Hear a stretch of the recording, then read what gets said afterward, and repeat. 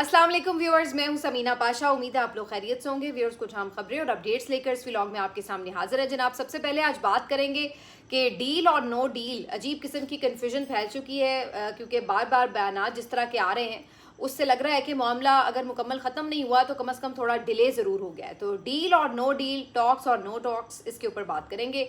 इसके साथ साथ अडयाला में आज मुलाकात का दिन है और जाहिर है इमरान खान साहब की बहनें तो हमेशा की तरह पहुंचती हैं, वो इस दफ़ा भी पहुंचेंगी, लेकिन पार्टी क़यादत में कौन कौन आएगा? वो बड़ा जलसा जो हमने मर्दान में देखा, उसको लाने वाले जितने सारे कारकुन लेके आए थे, क्या अडयाला के बाहर भी इतना बड़ा इज्तिमा हो सकेगा? इस पे बात करते हैं। इसके साथ साथ ये भी आपको बताएंगे कि इरशाद भट्टी और दीगर जो लोग हैं वो बहुत बात करें मीरा के ऊपर। उन्होंने इरशाद भट्टी साहब ने इसके ऊपर एक अपना क्लैरिफिकेशन का नोट भी भेजा है, तो उसके ऊपर भी थोड़ी बात होगी। आपसे रिक्वेस्ट है कि चैनल को सब्सक्राइब कर लें अगर अभी तक सब्सक्राइब नहीं किया। तो पहले बात कर लेते हैं जी कि मुज़ाकरात की टेबल जो सज रही थी उसमें कुछ थोड़ा सा तात्तुल आ गया है और वजह बड़ी साफ़ है।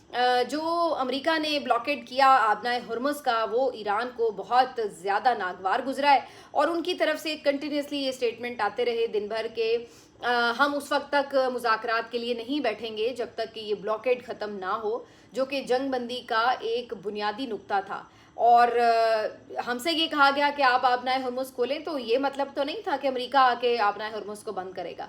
तो बहरहाल ये किसी तौर काबिल कबूल नहीं है। इसके साथ साथ उन्होंने कहा कि ट्रंप के जो बदलते बयानात हैं, डिमांड लिस्ट है वो बढ़ती चली जाती है और फिर उसके बाद उनकी धमकी आमेज़ जो स्टेटमेंट्स हैं वो भी माहौल ख़राब करते हैं। तो चाहे उनके अब दफ्तर ख़ारजा के तर्जुमान हों, चाहे उनके वज़ीर ख़ारजा हों, चाहे मसूद पज़िश्कियान उनके सदर हों या फिर उनके स्पीकर कालीबाफ हों, मुख्तलिफ जानिब से एक ही तरह की आवाज़ जो है वो सुनाई दे रही है।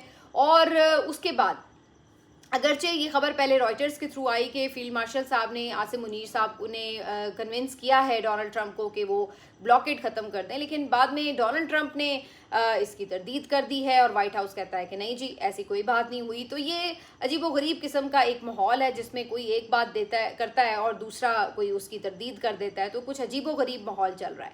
इसी तरह डोनाल्ड ट्रंप ने कल ये कहा कि जो लोग जा रहे हैं पाकिस्तान, उसमें उन्होंने जेरेड कुशनर का नाम दिया और विटकॉफ का नाम दिया, जबकि बाद में पता चला कि जेडी वेंस जा रहे हैं। अब एक बंदा कह रहा है जा रहे हैं जेडी वेंस, दूसरा कह रहा है नहीं जा रहे, तो इसमें भी कंफ्यूजन रखी गई। अब उसके बाद क्या होता है, अगले दिन यानी मंडे के रोज़ डोनाल्ड ट्रंप कहते हैं कि जनाब जेडी वेंस निकल चुके हैं और उनका जो जहाज़ है वो थोड़ी देर में लैंड करने वाला है पाकिस्तान में, जबकि CNN रिपोर्ट करता है कि जेडी वेंस तो निकले ही नहीं है, वो तो अभी तक वहीं पर मौजूद है अमेरिका के अंदर, बल्कि उनका स्क्वाड तक वहीं पर मौजूद है, तो कोई उस तरह की मूवमेंट नहीं है। इधर पाकिस्तान के भी कुछ रिपोर्टर्स ये खबरें दे रहे थे कि जी आगे पहुंचने को है, लेकिन CNN कहता है कि वो तो निकले तक नहीं है। तो वजह यही नज़र आती है कि निकलना उन्हें था, लेकिन ईरान की तरफ से अभी एक रिजर्वेशन के बायस चूँकि येस नहीं आई कि हम आ रहे हैं, तो लगता है कि उन्होंने थोड़ा प्लान जो है वो अपना डिले कर दिया है। अब उसके बाद डोनाल्ड ट्रंप जो हैं वो फिर एक गुस्से से भरी ट्वीट करते हैं और कहते हैं कि जनाब अगर सीज़ फायर की जो हमने एक हद मुकर्रर की थी वो ख़त्म हो जाती है तो उसके बाद बॉम्ब ही बॉम्ब बरसेंगे और कोई एक्सटेंशन नहीं होगी सीज़ फायर में। अगर मुज़ाकरात होते हैं तो वेल एंड गुड, और अगर नहीं होते तो फिर तो जंग ही जंग है, फिर कोई एक्सटेंशन नहीं होगी, तोसी नहीं होगी, सीज़ फायर आगे नहीं बढ़ाया जाएगा। तो वो इस किस्म के बयान देने लगते हैं। उधर ईरान भी कहता है कि भाई जिस तरह के आप सरेंडर चाह रहे हैं उस तरह के सरेंडर करने वाले तो हम हैं ही नहीं, हम ईरानियंस तो वो लोग ही नहीं हैं जो सरेंडर कर जाएं, भले हम तबाह हो जाएं, हम सरेंडर नहीं करते। तो ऐसी कोई सीन नहीं है कि आप धमकी दे के दबाव डाल के हमसे कुछ भी मनवा लें। तो वो भी अब आगे से अपनी पूरी दिखा रहे हैं, जो भी आप कह लें कि अकड़ है या जिसको भी आप गैरत कह लें, कुछ भी कह लें, लेकिन बहरहाल वो भी अपनी बात पर डटे हुए हैं। तो अब उसके बाद जो है थोड़ा सा मामला लिंगर ऑन हुआ है। बज़ाहिर ऐसा लगता है कि अभी ट्यूसडे को किसी मुज़ाकरात वगैरह का उस तरह का इम्कान नहीं है, अब शायद बुध वाले दिन तक बात चली जाएगी और इसमें एक दिन जो है बीच में ये ट्यूसडे वाला, ये पाकिस्तान भरपूर अपनी कोशिश करेगा कि मामलात को ज़रा सीधा कर ले और बाकी भी इसमें जो कंट्रीज़ हैं वो कोशिश करेंगी कि मुज़ाकरात के ज़रिए किसी मामले की तरफ चले जाएं, क्योंकि अगर अब डील नहीं होती, दोबारा बात जो है वो एस्केलेशन की तरफ जाती है खुदा न खास्ता, तो फिर बड़ी जल्दी शायद संभलती नज़र भी नहीं आती, तो बड़ा काम ये ख़राब हो जाएगा। तो इसलिए अब सूरत हाल ये है कि पूरी कोशिश लगाई जाएगी कि ये काम बन जाए। और बज़ाहिर मैं तो फिर यही बात कहूँगी जो मैं मुसलसल कहती आ रही हूँ कि भले कितने मर्जी डिफरेंसेस आएँ या स्टेटमेंट्स आएँ, कुछ भी है, लेकिन इवेंचुअली मुझे लगता है कि ये सिर्फ दबाव बढ़ाने की टेक्निक्स हैं और इवेंचुअली ये लोग बैठ जाएंगे मुज़ाकरात के लिए। तो लेट्स सी जी इन मुज़ाकरात का क्या होता है। लेकिन एक बड़ी दिलचस्प बात देखने में आ रही है कि बहुत से ऐसे हुकूमती हलकों के करीब समझे जाने वाले सहाफ़ी जो दिन रात इस कोशिश में हैं कि पीटीआई वाले बात करें, इन मुज़ाकरात के ख़िलाफ़ कोई बात करें या उस पर उतनी खुशी का इजहार ना करें जितनी खुशी वो चाहते हैं कि हर कोई इजहार करे। तो वो चाहते हैं कि जनाब उसके बाद उन्हें गद्दार डिक्लेयर करें कि देखें जी देखें पाकिस्तान का नाम रोशन हो रहा है और ये लोग जो हैं वो खुश नहीं हैं। तो वो यहाँ जो मौजूद क़यादत है उसने तो इन्हें फ़िलहाल ऐसा कोई मौका नहीं दिया, बल्कि उन्होंने बड़ा वार्मली वेलकम किया, जलसा मंसूब किया। बल्कि खैबर पख्तूनख्वा असम्बली में तो कल इस सिलसिले में एक करारदाद भी मंजूर हुई है जिसमें अमन मुज़ाकरात को वेलकम किया गया और पाकिस्तान के किरदार को सराहा गया है। तो अब उन बेचारों को जो है वो कोई मौका नहीं मिल रहा कि अब क्या करें भाई, हमने तो गंदा करना था इस बहाने पीटीआई को। अब उसके बाद फिर उनका जोर चलता है कि चलो यार हम सोशल मीडिया पे जो लोग बोलते हैं हम उनके ऊपर रगड़ा लगा देते हैं कि जी ये सारे जो हैं वो खुश नहीं है, ये सारे जो हैं वो पाकिस्तान के नाम ऊंचा होने से बड़े जलन में हैं वगैरह वगैरह। तो उसमें भी अगर आप देखें भाई वहाँ पे हर एक की अपनी इंडिपेंडेंट राय है, कोई किसी भी पार्टी को सपोर्ट करता है और ज़रूरी नहीं कि अगर वो किसी पार्टी को सपोर्ट करता है तो वो उसके हर एंगल के ऊपर मुतमईन नहीं हो। वो तो सारा दिन बैठ के अपनी क़यादत की क्लास लेते रहते हैं। तो आप ये समझते हैं कि क्या वो उनके अंडर कंट्रोल हैं सोशल मीडिया वाले? तो बहरहाल हर किसी की अपनी राय हो सकती है, ज़रूरी नहीं है कि सारी दुनिया आपके इक़दामात से खुश ही हो, भंगड़ा ही डाले। हो सकता है कुछ लोग इसको बहुत सेलिब्रेट करें, हो सकता है कुछ लोग कहें भाई अच्छी बात है, और हो सकता है कि कुछ लोग ना भी समझें कि ये कोई ख़ास काम हो रहा है। लेकिन जनाब ये लोग बज़द हैं कि हर कोई इस पर तारीफ़ करे और उतनी ही खुशी और खुशामद का इजहार करे जितनी कि इस वक्त ये लोग कर रहे हैं। मसलन अंसार अब्बासी साहब जो है मैं देख रही थी उस दिन भी ट्वीट किया इन्होंने कि जनाब यूके में हमारे जानने वाले हैं जी, वो बड़े खुश हैं, लेकिन कुछ पीटीआई के लोग वहाँ पर हैं वो चाहते हुए भी खुशी नहीं मना रहे वगैरह वगैरह, कि क्रेडिट जो है वो इस हुकूमत को ना मिल जाए। आज भी कोई इसी किस्म की उन्होंने ट्वीट की हुई थी कि जी अमेरिका में अब कोई उनकी फैमिली जानने वाली है और वो कहते हैं फाइनली फाइनली फाइनली एक सेगमेंट जो है सोसाइटी का अमेरिका के अंदर भी जो पाकिस्तानी रजीम है, सब डायस्पोरा है, वो इस रजीम को सपोर्ट करने लगा है और उन्होंने फील्ड शुक्र अल्हम्दुलिल्लाह उन्होंने फील्ड मार्शल और शहबाज शरीफ की तारीफ़ भी कर दी। अब मुझे ये समझ नहीं आती भी देखिए इसमें कोई शक नहीं है कि अच्छा काम हो रहा है, पाकिस्तान अमन की लिए कोशिश कर रहा है, तो इससे अच्छी बात क्या हो सकती है? तो हर कोई तारीफ़ करे। लेकिन अगर कोई नहीं भी कर रहा तो आप लोग इतने डेस्परेट क्यों है कि भाई वो भी करे, वो भी करे, वो क्यों नहीं कर रहा, वो भी करे, और उसने इस तरह क्यों नहीं की, इस तरह करे। भाई आप एक तरफ कहते हैं भाई रेलेवेंट नहीं है, वो लोग बाहर बैठे हैं, ये है वो है, भाई उसके बाद वो करते हैं नहीं करते, आप लोगों के लिए इतनी फिक्र की बात क्यों है? आप चाहते हैं कि जैसे आप सजदों में गिरे हुए हैं सारे उसी तरह सजदों में गिर जाएं। मतलब ठीक है भाई, सब तारीफ़ कर रहे हैं, खुश हैं, इत्मीनान है कि चलो अल्हम्दुलिल्लाह पाकिस्तान अच्छा काम कर रहा है, लेकिन अब क्या आप लोगों ने स्क्रिप्ट लिख के देने हैं सबको कि भाई सारे वही स्क्रिप्ट पढ़ें जो आप लोग पढ़ते हैं, उसी तरह की अल्फाज में जो है वो खुशी का इजहार करेंगे तो आप मुतमईन होंगे? आखिर किस बात की आपको इनसिक्योरिटी है? तो मैं आज देख रही थी पीटीआई के जो सोशल मीडिया लीड है जिब्रान इलियास, तो उन्होंने बड़ा अच्छा लिखा हुआ था कि जितना मर्जी अच्छा काम कर ले, अंदाज़ा लगाएं कि इनको वैलिडेशन के लिए फिर पीटीआई और पीटीआई के सोशल मीडिया और पीटीआई के सपोर्टर्स की ही ज़रूरत होती है। जब तक वहाँ से इन्हें वैलिडेशन ना मिल जाए, जब तक वो क्लैप ना कर दें, तब तक इनकी तसल्ली नहीं होती कि हाँ भाई वाकई हमने कोई अच्छा काम किया। आपने अच्छा काम किया, आप खुश रहें, मसला क्या आपको कोई खुश है या नहीं है। लेकिन नहीं, जब तक उधर से वैलिडेशन नहीं होगी तब तक जो है वो इनकी तसल्ली नहीं होती। उसकी वजह ये है कि इनको पता है कि एक मेजर सोसाइटी का जो सेगमेंट है, जो majority of the Pakistani people है, चाहे वो मुल्क के अंदर हों चाहे वो मुल्क से बाहर हों, इनको पता है कि वो पीटीआई के साथ खड़े हैं, वो इमरान खान के साथ खड़े हैं।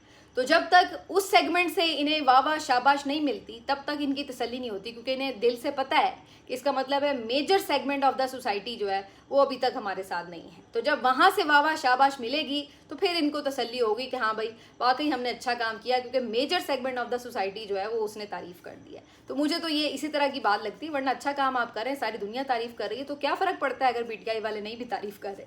लेकिन ये एक अजीब उन्हें ना एक क्रेज़ है कि नहीं जी उनसे भी हमने वैलिडेशन लेनी है। बहरहाल इससे आगे बढ़ते हैं, बात हो रही है अडयाला की। तो जनाब मंगल का रोज़ है, बहनें तो पहुँचेंगी और बहनें हमेशा की तरह आती हैं, लेकिन इस दफ़ा कुछ डिफरेंट है। डिफरेंट ये है कि सलमान हकीम राजा साहब जिनका नाम हमेशा लिस्ट में होता है, उनका नाम लिस्ट में शामिल नहीं है।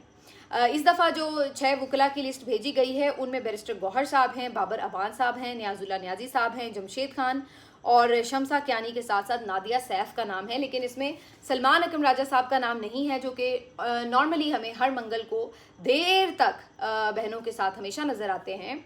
और इसमें कोई दो राय नहीं कि ऐसा नहीं है कि वो बहुत कोई अहम इवेंट्स पे गायब रहे हैं। लेकिन जो हाल ही में एक हमने कशीदगी ज़रूर देखी है कि अलीमा खान साहिबा का स्टेटमेंट जो उन्होंने लास्ट ट्यूसडे को ही दिया था एक्चुअली, उसके बाद से ऐसा लगता है कि कोई थोड़ा सा एक सर्द मैरी आ गई है।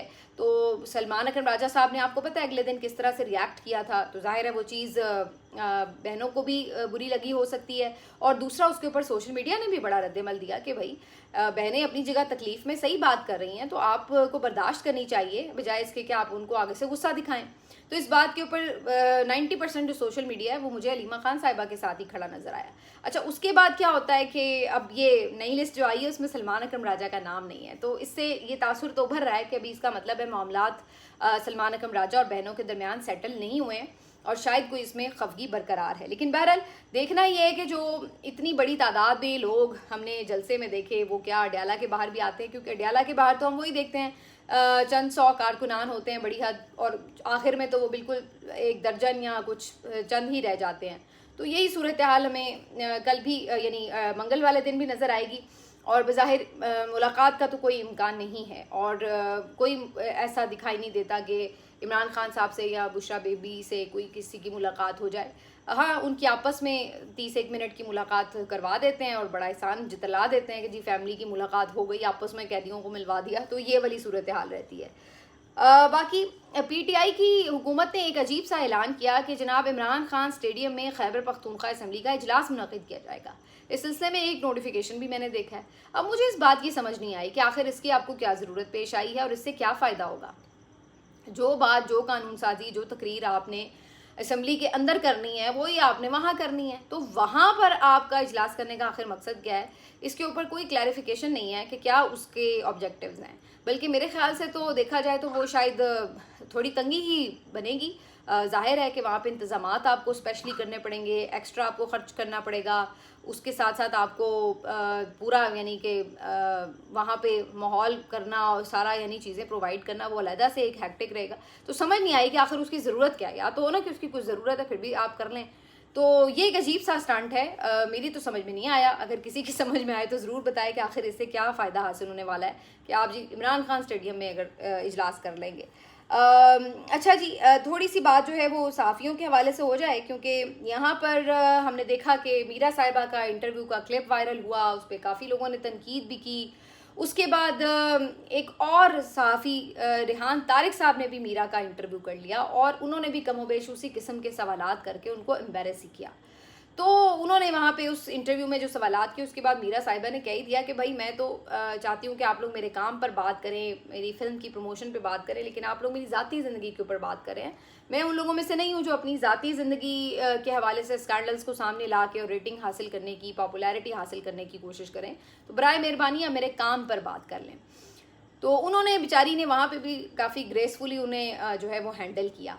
एक बहस चल रही है इस वक्त सोशल मीडिया के ऊपर कि जी क्या इस सारे मामले का होना चाहिए और कौन गलत है कौन सही है। इरशाद भट्टी साहब ने अपनी तरफ से एक क्लैरिफिकेशन ज़रूर दी है ट्वीट की सूरत में। उन्होंने बताया पहले तो कि ये एक पेड प्रोग्राम था, मतलब कि उन्होंने बाकायदा मीरा साहिबा को पैसे दिए इंटरव्यू के लिए और एक कंपनी के थ्रू ये मामला तय पाया था। और उन्होंने कहा कि जो इसमें सवालात हैं ये कोई ऐसे नए सवालात नहीं है, कोई नए इल्ज़ामात नहीं उन्होंने लगा दिए। ये वो ख़बरें हैं जो कि मीडिया पे रिपोर्ट भी होती रही हैं और केसेस अदालतों में चलते रहे हैं। तो ये उसी हवाले से सवालात थे, कोई ऐसी नई चीज़ तो नहीं कर ली गई थी कि जिसके ऊपर इतना तूफ़ान उठाया गया है। और बाकी उन्होंने कहा कि जी आप पूरा पॉडकास्ट देखें तो फिर आपको अंदाज़ा होगा। और मीरा साहिबा तो बड़ा प्लेजेंटली उठ के गई हैं, उस वक्त तो ऐसा कोई माहौल नहीं था जिससे ये लगे कि उन्हें कुछ बुरा लग रहा है। दूसरी तरफ रेहान तारिक ने तो ऐसा कुछ नहीं कहा, लेकिन खैर रेहान तारिक के कई पॉडकास्ट के मैंने कुछ क्लिप्स देखे हैं, वो तो नॉर्मली ऐसा करते हैं कि कोई भी गेस्ट हो तो काफ़ी ज़्यादा वो अनकंफर्टेबल हो जाता है उनके प्रोग्राम में, क्योंकि वो काफ़ी ज़्यादा पर्सनलाइज किस्म के सवाल करते हैं। और मैंने अक्सर देखा है कि ख़वातीन टिकटॉकर्स वगैरह के साथ तो उनकी गुफ्तगू काफ़ी तज़हीकामेज़ भी होती है। तो ये अब एक ट्रेंड है अनफॉर्चुनेटली। अच्छा, अब मुझे इसका ना एक डिफरेंट एंगल से भी जायज़ा लेना है। मैं ये सोचती हूँ कि आखिर क्या वजह है कि लोग जो है वो इस किस्म के टॉपिक्स को जो है वो डिस्कस कर रहे हैं पॉडकास्ट के अंदर। तो देखिए, जहाँ हम ये बात करते हैं ना कि जी ये होना चाहिए नहीं होना चाहिए, वहीं पे हमें ये भी बात करनी है कि आपकी सोसाइटी वो इस तरह की चीज़ें क्यों देख रही है। आप देखिए कि जो इस तरह के कंट्रोवर्शियल इंटरव्यूज़ होते हैं या इस तरह के मौज़ूआत पे गुफ्तगू होती है, उसके आप व्यूज़ तो देखें ज़रा जाके, कितने कितने मिलियंस में व्यूज़ जाते हैं। और जो लोग कोई पढ़ी लिखी गुफ्तगू कर रहे हैं, संजीदा मौज़ूआत को ज़ेर बहस ला रहे हैं, कोई माशरे में पॉजिटिव किरदार अदा करके कोई बेहतरी लाने, इस्लाहात की कोशिश कर रहे हैं, उनके आप व्यूज़ देख लें। अब आप मतलब नॉर्मली एक बात देखें कि जो बहुत यानी किसको कहते हैं, सनसनी वाली खबरें दे रहे होते हैं, चाहे उसमें झूठ की आमेजिश ही क्यों ना हो, उनके आप व्लॉग्स के व्यूज़ देख लें, मिलियन मिलियन व्यूज़ भी होंगे, 400 500 600 व्यूज़ भी होंगे। लेकिन जो सहाफ़ी संजीदगी से बात कर रहे हैं, जिसमें वो कोई सनसनी नहीं डाल रहे, कोई मसाला नहीं डाल रहे, किसी की ऐसी की तैसी नहीं फेर रहे, उनके आप व्यूज़ देख लें तो वो आपको बिल्कुल बहुत कम व्यूज़ नज़र आ रहे होंगे। तो मैं ये समझती हूँ कि ये हमारे माशरे का जो है वो मिजाज भी है कि हम अनफॉर्चुनेटली इस तरह की गुफ्तगू, जो कि हम वैसे कहने को कंडेम कर रहे होते हैं, लेकिन हम वही सुन रहे होते हैं और उसी को हम व्यूज़ दे रहे होते हैं। तो अगर आप बहैसियत माशरा इस तरह की चीज़ों को डिस्करेज करें, तो मेरा ख्याल है कि बहुत से लोग इस वजह से वो करना छोड़ देंगे कि भाई इस तरह की चीज़ जो है उसके व्यूज़ नहीं आते। लेकिन ऐसा होगा नहीं, क्योंकि हमारे मुल्क में आपको पता है कि जिस तरह की मेंटालिटी है लोगों की, जितना गंद हमारा मुल्क देखता है, अल्लाह माफ़ करे, तो उसमें हम क्या ये एक्सपेक्ट करें कि जनाब लोग अच्छी गुफ्तगू सुनेंगे और बुरी जो गुफ्तगू है उसको रिजेक्ट कर देंगे। सुनते हैं, अच्छी गुफ्तगू सुनने वाले भी हैं कुछ लोग, लेकिन उनकी तादाद बहुत कम है। और ज़्यादातर आपको झूठ चाहिए, सनसनी चाहिए, खबर की अंदर जो है वो ख्वाहिश वाली खबर चाहिए, जो आप मतलब ख्वाहिश है आपकी, आपको वो खबर चाहिए। आप या फिर ये कह लें कि आप दूसरे की कोई बेइज्जती बहुत कर रहे हैं और जिसको कहते हैं टारगेट करके किसी को वो कर, इस तरह की चीज़ें कर रहे हैं, तो वो आपकी जो है वो बहुत व्यूज़ ले रही होती है। तो ये एक हमारे लिए अलमिया भी है। और उसके बाद बहुत सारे ऐसे लोग जो कि इस फील्ड से वाबस्ता हैं और जो जाहिर है कि इसके ऊपर अपना कमा भी रहे हैं, वो ये सोचने पे मजबूर होते हैं कि भाई इतनी मेहनत करके संजीदा कंटेंट बना के अगर व्यूज़ नहीं आ रहे, तो बेहतर है कि कोई भी इस तरह की कंट्रोवर्शियल गुफ्तगू करो और उसके बाद जो है व्यूज़ ले लो और पैसे भी बन जाएं। तो ये एक जो है वो अनफॉर्चुनेट सिचुएशन है। तो इसमें हमें बहसत माशरा भी अपने किरदार को, अपने रवैये को तब्दील करने की ज़रूरत है। मैं ये कोई जस्टिफिकेशन नहीं दे रही कि अगर कोई ऐसा कर रहा है तो भाई वो ठीक कर रहा है। अगर नहीं भी व्यूज़ आ रहे होंगे तब भी मैं नहीं समझती कि कोई इस बात पे मजबूर हो कि वो कोई भी ऐसा कंटेंट प्रोड्यूस करे जो उसे नहीं करना चाहिए। लेकिन मैं सिर्फ ये बता रही हूँ कि एक एंगल जो है स्टोरी का वो ये भी है, इस अंदाज से भी सोचने की ज़रूरत है कि आखिर ऐसी चीज़ें ही क्यों माशरे में इतना ज़्यादा देखी जाती हैं और उसके ऊपर इतने व्यूज़ दे के उनको इतने पैसे मिल जाते हैं। तो वो कहते हैं भाई ठीक है, अगर एक आध दिन कोई तनकीद हो भी गई तो क्या फ़र्क पड़ता है। तो ये बात होती है। बहरहाल जी, मिलते हैं आपसे अगले वीडियो में। अपना ख्याल रखिए। अल्लाह हाफ़िज़।